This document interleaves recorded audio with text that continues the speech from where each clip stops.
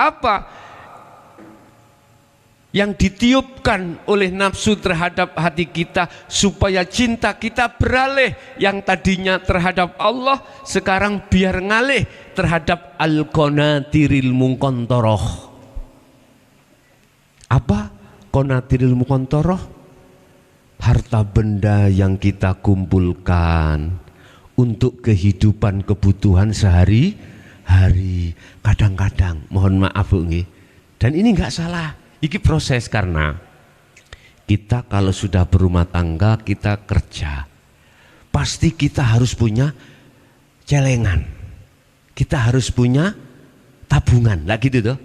Dalam arti barangkali besok ada kebutuhan mendadak, harus ada tabung, dan itu wajar dan tidak salah. Kadang-kadang kita sudah punya rumah Bu ya, karena bisnis kita lancar, kita beli tanah lagi, iling-iling buat anak, lah gitu nggih, anak. Bahkan kita sudah punya pabrik satu, pingin dua,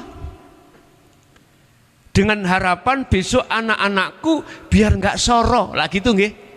Itu nggak salah, sudah benar, karena ini proses. Sampai umur berapapun boleh. Al-Quran tidak menyalahkan jenengan kali kula, tapi Allah mengingatkan lewat Al-Quran. Kullu nafsin dha'iqatul maut. Setiap yang bersenyawa, setiap yang bernyawa pasti akan kembali. Idza jaa ajaluhum la yastaqdimuna sa'ah wa la yasta'khirun. Tatkala itu sudah datang pada diri kita, maka tidak bisa dimundurkan atau dimajukan. Kata Allah, ingat toh kau besok kapan pasti akan mati. Artinya Bu, di sela-sela kita bekerja keras ya, di sela-sela kita itu menyiapkan untuk anak istri kita atau terhadap sampak keputu, kita harus ingat kewajiban terhadap Allah. Saged ditampi nggih? Oke. Mohon maaf, kebanyakan manusia, bukan di sini loh ya, paling di Mojokerto sana. Di Mojokerto.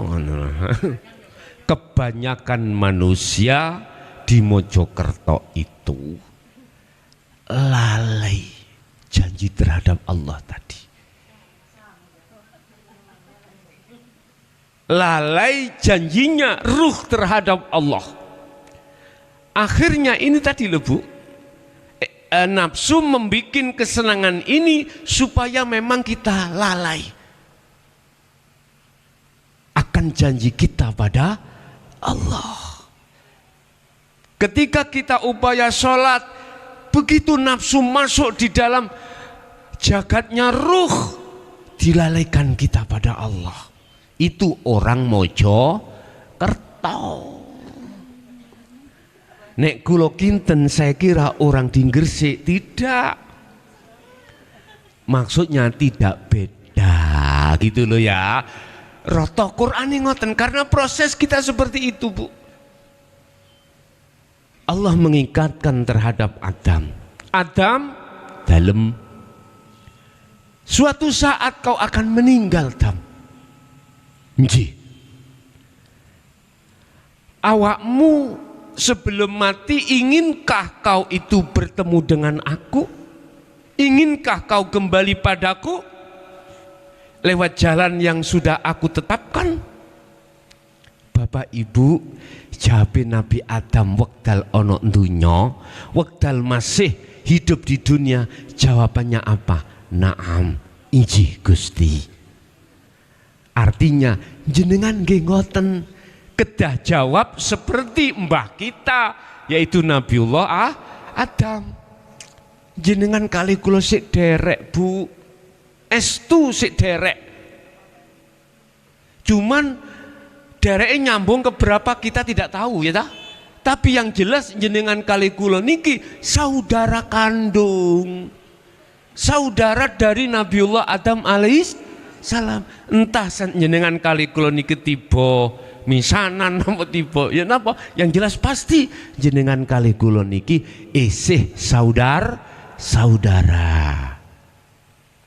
Bapak Ibu, balik sedikit, sampai kapankah kita itu prosesi ini? Inilah Allah katakan ada dua golongan manusia, ya. Wa minhum man hadanallah.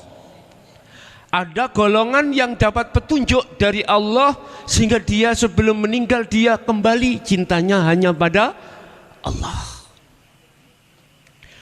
Yang kedua, wa minhum man haqqat. Mereka bersikukuh di dalam silauan duniawiyah ini. Ditanya sampai kapan bersikukuhnya? Surat At-Takatsur Allah katakan alhaakumut takasur. Bila mana manusia itu masih bersikukuh terhadap kesenangan dunia bermegah-megahan, maka dia akan tetap lalai pada Allah. Sampai kapan? Hatta zurtumul makobir. Sampai sedo. Na'udzubillahi min. Dan inilah yang maksud Rasulullah digolongkan umatku yang sedone suul khotimah. Nggih, mugi ingkang rawuh teng mriki estu mendapatkan hidayah Allah, dan kita nanti ketika kembali menghadap Allah dicatat oleh Allah golongan husnul khotimah. Sebab kita tidak tahu, Bu, kapan kita dipanggil Allah, nggak tahu. Ini memang dirahasiakan Allah supaya apa? Liyabluwakum ayyukum ahsanu amala. Ini semuanya dimaksudkan sampai kali kula biar sadar dan mengikuti kanjeng Nabi dan mengikuti apa teladannya kanjeng Nabi, atiullaha wa atiur rasul. Di situ Pak Bu. Wis. Adam, awakmu pingin kembali? Injih. Jenengan nggih asline.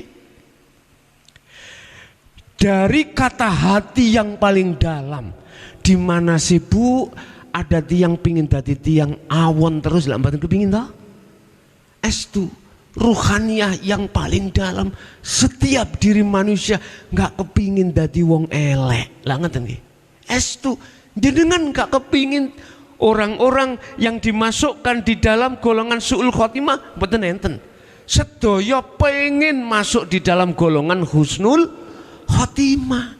Cuman saja oleh karena satu memperhatikan golongan yang memperhatikan peringatan Allah, yang satunya oleh karena tidak mau memperhatikan golongan yang tidak memperhatikan petunjuk dari Allah. Inilah dia yang digolongkan, dia mendengarkan petunjuknya nafsu.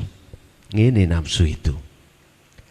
Surah Al-Baqarah ayat 257 pasal 2. Kok no pasal 2 toh? Ayatnya bener satu ayat, cuman teng mriku ada 2 poin. Satu, ada orang yang mengikuti Allah petunjuknya. Satu, ada orang yang mengikuti nafsu. Walladzina kafaru awliya'ahumut taghut. Lagi. Mereka yang mengikuti bisikan nafsu dalam dirinya, dia akan minan nur ila dzulumat. Dia akan mengalami kegelapan. Sekarang kita bicara hanya golongan di sini, yaitu golongan yang seperti kanjeng Nabi Adam alaihi salam. Syaratnya ada, Adam, kalau ingin kau itu kembali padaku, cintamu hanya padaku, cintamu, rindumu hanya kepadaku. Kau hai manusia, kau akan ingat janjimu, dan dengan ingat itulah kau akan mau kembali padaku. Terus pundi ya Allah, kata Nabi Adam, fatalaqqa Adamu mirrabbihi kalimatin fataba alaih. Adam itu harus mau menerima kalimat dari Allah. Apa kalimat itu? Itulah Bapak Ibu, mungkin bisa dilihat di dalam surah Ali Imran ayat 31. In kuntum tuhibbunallaha fattabi'uni. Jikalau kau ingin cintamu itu diterima Allah, syaratnya dalam ruhaniyahmu lepasan cintamu pada selain Allah. Selain Allah berat niki. Tapi harus niku syaratnya ngoten. Syaratnya ngoten. Fattabi'uni, ikutan Rasulullah. Kata Rasul, fattabi'uni, ikuti saya. Saya melepaskan cintaku terhadap selain Allah itu mudah. Caranya bagaimana? Percayalah hatimu bahwasanya semua yang ada di langit dan di bumi ini yang menggerakkan hanyalah Allah. Walillahil masyriq wal maghrib fa aynama tuwallu fa thamma wajhullah. Nih Al-Baqarah 115. Mulai jagat timur sampai jagat barat, sekecil makhluk apapun itu kemilikan Allah. Walillah, ini adalah yang menggerakkan, sing ngopeni, yang melayani itu Allah. Kita Bu dari rumah ke sini, kalau tidak digerakkan Allah mboten saged gerak sendiri, nggih no mboten. Kita Bu waktu sholat, ruku, sujud, duduk, kalau tidak didirikan, dirukukkan oleh Allah, nggak bisa kita manusia itu melakukan sendiri. Loh, Allahnya mana? Kayak gitu toh. Buka Al-Hadid ayat 3. Allah itu di dalam dan di luar diri kita Bu, yang tidak bisa dilihat mata zahir, tapi bisa dilihat dengan mata hati yang disebut ainul basirah. Iman itu. Kalau jenengan yakin hidup yang menguasai diri jenengan itu Allah, yang menggerakkan kita rukuk, sujud, duduk, maka berarti meripat hati sampai sampun buka. Saya ulangi, manakala hati jenengan ada iman, aku bisa kesini karena digerakkan Allah, yang Allah dalam tubuhku dan tidak di luar tubuhku ini, sehingga kami bisa datang ke sini, berarti iman sampean meripati hati wis dibuka dening Gusti Allah. Makanya sampe nek takok salat carane sing khusyuk ya apa? Gampang. Waktu takbiratul ihram sampai salam, hati jenengan imankan cepno, rasakno, imankan yen sak temene bisa bergerak jenengan kali kula karena digerakkan Allah dalam diri kita. Wa qala aidan, mana Allah, wa nahnu aqrabu ilaihi min hablil warid. Aku iku, kata Allah, lebih dekat daripada urat nadimu. Tapi selama ini kan kita tidak tahu tak Bu, sing dia Allah iku ya didolek ketok kembang, diwasi ketok taplak, ketok meja, ketok omah, lagi itu toh. Coba meripati hati sampean buat ndelok, buat melihat, jangan mata dohir. Jangan ainul basyariah ini Bapak Ibu. Ainul basyariah kita melihat istri, suami, anak dan lain sebagainya. Kalau ainul basirah, mata hati jenengan hanya untuk Allah, memandang sifat jamalnya Allah, memandang sifat bagusnya Allah. Nyun sewu Bu, garwa jenengan, suami jenengan ganteng kaya apa, nek dibanding ambek gantengi Allah gak nyucuk. Ngerti gak nyucuk nggih? Wis gak usah ado-ado, hambane Yusuf mawon, garwa sampeyan gak ono apa-apane. Buak pok nek sampean ketinggal Nabi Yusuf, garwa sampean wis lali jelas. Sampean eling sejarah hikayah Siti Zulaikha niku nggih.